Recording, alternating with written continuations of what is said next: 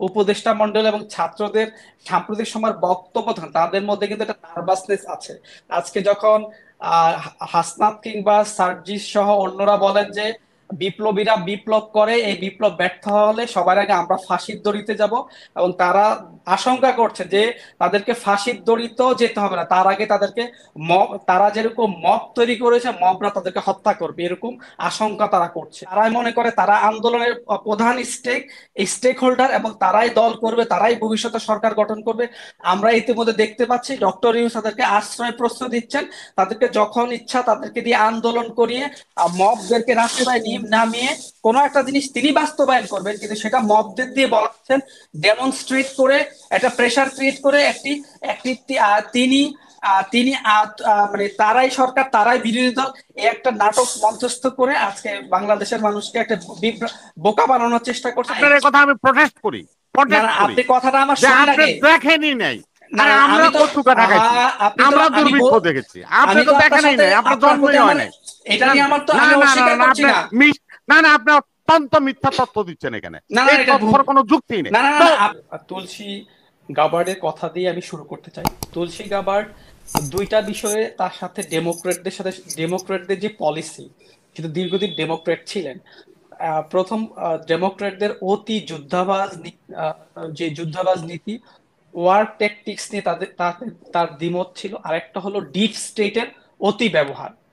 আর তার সাথে ট্রাম্প তার প্রথম মেয়াদে ডিপ স্টেটের যে অতি ব্যবহার, ডিপ স্টেটের, আপনারা জানেন যে ডিপ স্টেট প্রেসিডেন্ট আহ, এবং অন্যান্য যে ইয়াগুলো আছে, কংগ্রেস কিংবা সিনেট, তাদেরকে পাশ কাটিয়ে তাদের নিজস্ব গ্লোবাল যে হেজিমনি বাস্তবায়ন করার জন্য এজেন্ডা, বিভিন্ন রেজিম চেঞ্জ করা, ওয়ার কিভাবে চাপিয়ে দেওয়া, নতুন ব্যাটল ফিল্ড তৈরি করা, এই বিষয়গুলো আমি মনে করি এই দুইটা জায়গায় ট্রাম্প ডেমোক্রেটদের সাথে দ্বিমত করি। তিনি যখন নির্বাচনী ডেমোক্রেট পার্টি থেকে যখন প্রেসিডেন্সিয়াল ইলেকশন রেসে পার্টিসিপেট করলেন, পরে যখন নিজেকে উইথড্র করলেন, পরবর্তীতে ট্রাম্পের জনসভায় প্রকাশ্যে এসে সমর্থন দিয়ে তিনি ট্রাম্পের মনোযোগ আকর্ষণ করেছেন, এবং তার বুদ্ধিমত্তা, তার যে এই দৃষ্টিভঙ্গির কারণে মূলত তাকে একটা গুরুত্বপূর্ণ দায়িত্ব, ডিএনআই এর মতো, ডিরেক্টর অফ ন্যাশনাল ইন্টেলিজেন্স, তার অধীনে 18টি সংস্থা কাজ করবে। তো যেটা বললেন তুলসী গাবার্ডের নিয়োগ, কিন্তু নিয়োগে সরকার তুলসী গাবার্ডের নিয়োগ ট্রাম্পের সেখানে আহ, নির্বাচন পূর্ববর্তী সময় টুইট করা, তার সাথে বিভাগ রামাস্বামী আছে, যিনি গভর্নমেন্ট এফিসিয়েন্সি ইউনিটে আছে, যারা যারা ইসকনের সাথে যুক্ত। এবং আমি তুলসী গাবার্ডের বক্তব্য যেটা দেখলাম, বাংলাদেশের গণহত্যা নিয়ে, হিন্দু পার্সিকিউশন নিয়ে, মাইনরিটি পার্সিকিউশন নিয়ে তার যে গবেষণা, তার যে ডিটেল স্টাডি, আপনি তার সে 1900 সাল কত সালে কত শতাংশ হিন্দু ছিলেন এখানে, আফগানিস্তান, ইরাক, সিরিয়া কত শতাংশ হিন্দু, কত শতাংশ খ্রিস্টিয়ান ছিল, তার যে ডিটেল স্টাডি, আমি মনে করি এখানে বর্তমান সময়ে যে minority persecution, basically Hindu persecution, এবং ইসকনের একজন ব্যক্তির নামে যে মামলা দেওয়া হয়েছে, এবং ইসকনের সদস্যদেরকে যেভাবে সেনাবাহিনী এবং পুলিশ আক্রমণ করেছে, এটার জন্য ট্রাম্পের সতর্ক বার্তা এবং তুলসী গাবার্ডের ডিএনআই এর প্রধান হওয়া, এটার জন্য কনসিকুয়েন্সেস ফেস করতে আমি মনে করি। সার্বিক পরিস্থিতি, আপনি যদি ইউনূস সরকার, তার মন্ত্রিসভা এবং তার উপদেষ্টা মন্ডল এবং ছাত্রদের সাম্প্রতিক সময়ের বক্তব্য তাদের মধ্যে কিন্তু একটা নার্ভাসনেস আছে। আজকে যখন আহ হাসনাত কিংবা সার্জিস সহ অন্যরা বলেন যে বিপ্লবীরা বিপ্লব করে, এই বিপ্লব ব্যর্থ হলে সবার আগে আমরা ফাঁসির দড়িতে যাব, এবং তারা আশঙ্কা করছে যে তাদেরকে ফাঁসির দড়িতেও যেতে হবে না, তার আগে তাদেরকে তারা যেরকম মব তৈরি করেছে মবরা তাদেরকে হত্যা করবে, এরকম আশঙ্কা তারা করছে।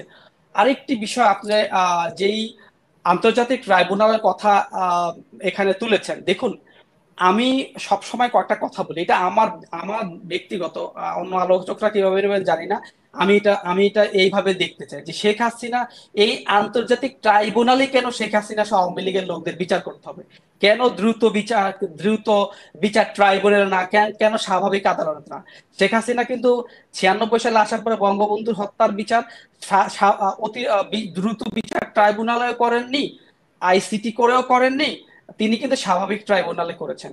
এখন শেখ হাসিনার কয়েকটি বড় অপরাধ আছে, কয়েকটি বড় বড় অপরাধ। প্রথম অপরাধ, শেখ হাসিনা কেন ক্ষমতায় এসে বঙ্গবন্ধুর হত্যাকারীদের বিচার করলেন। দ্বিতীয় অপরাধ, তিনি কেন যুদ্ধ অপরাধীর বিচার করলেন, এবং সেই বিচার বাধাগ্রস্ত করবার জন্য কে চেষ্টা করেছেন? মার্কিন তৎকালীন secretary of state John Kerry, Hillary Clinton, আপনার তৎকালীন জাতিসংঘের মহাসচিব বান কি মুন। তারা যখন আন্তর্জাতিক তাদের লবিস্ট ফার্ম নিয়োগ করা আইনজীবী ডেভিড বার্ডম্যান, এরকম এরকম অনেক আন্তর্জাতিক সম্পন্ন ব্যক্তিরা এই বিচার বাধাগ্রস্ত করতেছে। তৃতীয় বিষয়টি হচ্ছে, শেখ হাসিনাকে আজকে আপনারা যেই জনতা আন্দোলন করলেন, সেই বিশাল জনগোষ্ঠীর বিশাল অংশ, ছাত্রদের বিশাল অংশ আজকে বলছে আমাদেরকে আন্দোলনে যেই কথা বলে নেওয়া হয়েছে, আজকে তারা আমাদেরকে ব্যবহার করে টিস্যুর মতো ছুঁড়ে ফেলে দিয়েছে। আজকে যখন মানুষের পেটে ভাত নেই, নিরাপত্তা নেই, দেশের সার্বিক অবস্থিতি পুরোপুরি একটি, যেটি ট্রাম্প বলেছে, it's a total state of chaos, আর টোটাল স্টেট অফ কেওয়াস, এই পরিস্থিতি বিরাজ করছে, তখন আমরা দেখতে পাই যে শেখ হাসিনা কোন জায়গাটি করেছেন। তিনি বাংলাদেশের যে ডেভেলপমেন্ট করেছেন, বিশেষ করে আপনি আওয়ামী লীগ আমলে বিএনপি কিংবা জামাতের নেতাদের মামলা হয়েছে, তারা জেল খেটেছে, কোনো সন্দেহ নেই। এই মামলা পলিটিক্যাল মামলা হয়েছে, এটাকে আপনার পলিটিক্যাল ভেনজেন্স বলুন আর যাই বলুন, কিন্তু আপনি বলতে পারবেন না কোনো সাধারণ মানুষ, কৃষক, শ্রমিক, জনতা, বিএনপি, সাধারণ বিএনপি করে তারা পারসিকিউটেড হয়েছে, তারা নিরাপত্তাহীনতায় ভুগেছে। আমি বহু রিক্সাওয়ালা বিএনপি করে, তারা বলে আমরা বিএনপি করি, জামাত করি, কিন্তু আমরা ভাতা পেয়েছি। বহু লোক, মহিলা বলে আমি জামাত করি, কোনোদিন আওয়ামী লীগকে ভোট দিব না, কিন্তু আমি আমি শেখ হাসিনার আশ্রয়ন প্রকল্পের বাড়ি পেয়েছি।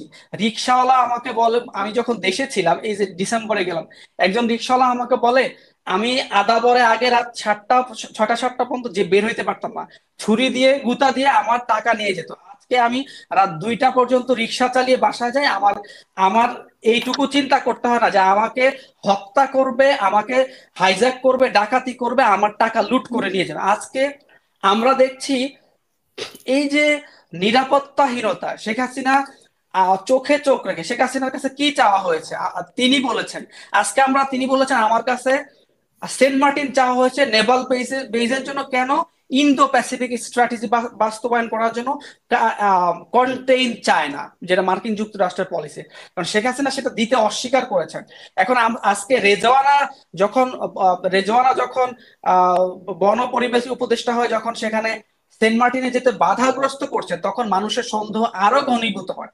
শেখ হাসিনা চোখে চোখ রেখে বিশ্ব ব্যাংক, আইএমএফ এর সাথে কিংবা আন্তর্জাতিক, শেখ হাসিনা তার বাংলাদেশের উন্নতির জন্য একই সাথে চায়নাকেও কাজে লাগাতে চেয়েছেন, জাপানকেও চেয়েছেন, ভারতকেও চেয়েছেন, রাশিয়াকেও চেয়েছেন, ফ্রান্সকেও চেয়েছেন, জার্মানি, যুক্তরাষ্ট্র। তিনি কোনো ব্র্যাকেট বন্দী হয়ে কারো পকেটে ঢুকতে চাননি। শেখ হাসিনা সবচেয়ে বড় দোষ যদি বলি, শেখ হাসিনা কোনো কারো ব্র্যাকেট বন্দী হতে চান না, যার জন্য তাকে মাসুল দিতে হচ্ছে। হ্যাঁ, সরকার পরিচালনায় অবশ্যই ভুল আছে, সঠিক প্রতিটা সিদ্ধান্ত তিনি সঠিক নিয়েছেন এটা আমি বলবো না।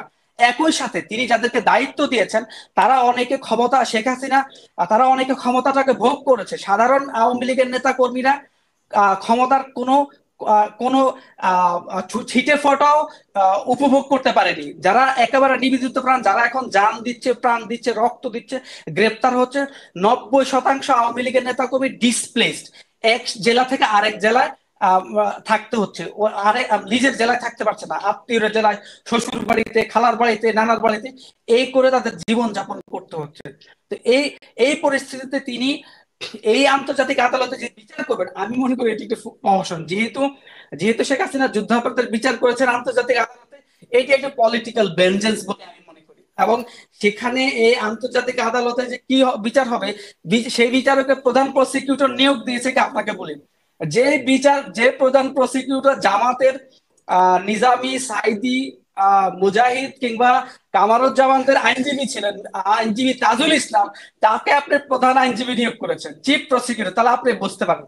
আপনি যাদেরকে বিচারপতি নিয়োগ দিয়েছেন, এই আসিফ নজরুলকে প্রশ্ন করেছিল খালেদ মহিউদ্দিনের টক শোতে ঠিকানা, যে আপনি কেন জামাতের আইনজীবীকে জেনে শুনে নিয়োগ দিয়েছেন। তিনি বললেন এই মুহূর্তে বিএনপির কেউ, আওয়ামী লীগের লোকদেরকে তো পাওয়াই যায় না, আওয়ামী লীগের আইনজীবীদেরকে বিএনপির কোন আইনজীবী রাজি হচ্ছে না, তিনি নাকি বাধ্য হয়ে জামাতের আইনজীবীকে, মানে এই এই কুযুক্তি তিনি মানুষদেরকে হজম করতে বলছেন, বিশ্বাস করতে বলছেন।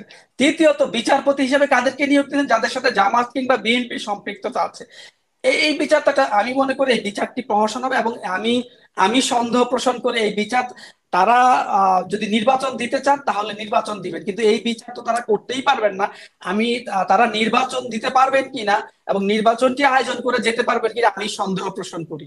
এবং একইভাবে এটা হলো আমার শেষ কথা। আর আমি দুটো ছোট ছোট কথা একটু বলবো, একটা রবি ভাইয়ের আর একটা হলো মাহমুদ ভাইয়ের।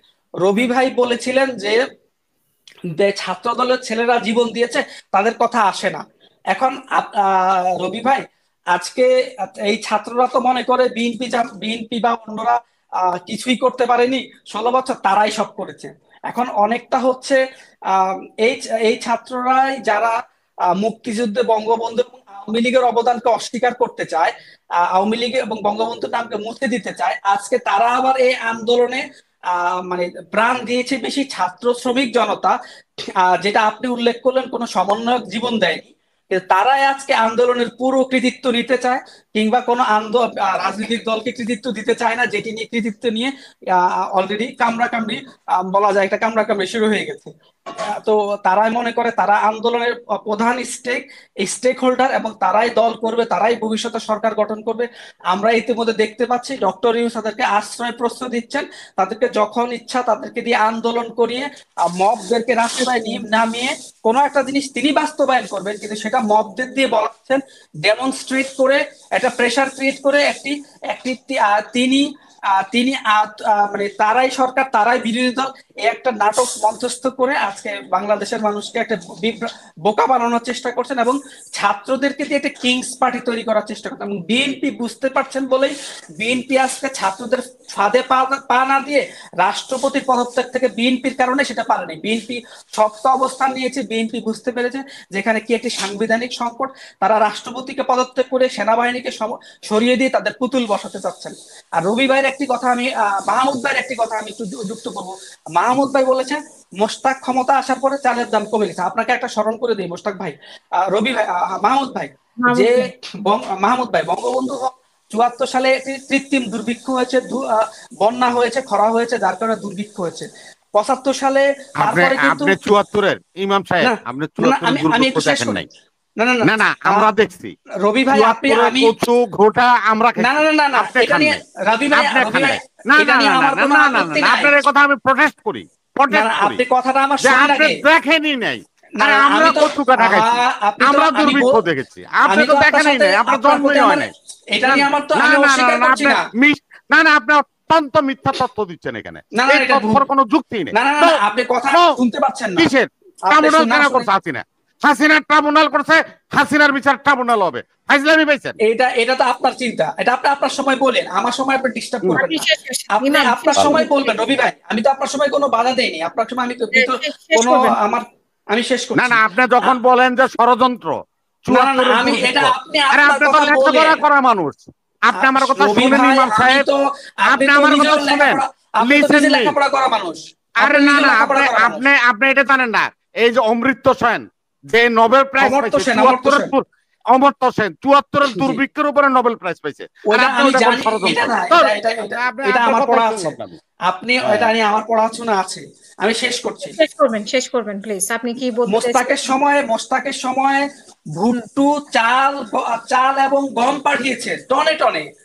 মার্কিন যুক্তরাষ্ট্র আজকে খাদ্যের জাহাজ ফিরিয়ে নিয়ে গেছে, সেই খাদ্য সাহায্য মার্কিন যুক্তরাষ্ট্র দিয়েছে। তার তার পরিপ্রেক্ষিতেই আজকে তখন চালের দাম কমেছে। আর রবি ভাই, আপনি আপনার সময় বলবেন, আপনার তো মতামতকে তো আমি অগ্রাহ্য করছি না, আপনি আপনার মতামতকে আমার মতামতকে অগ্রাহ্য করবেন কেন? তাহলে তো আলোচনাটা সুন্দর হচ্ছে না। থ্যাংক ইউ আপা।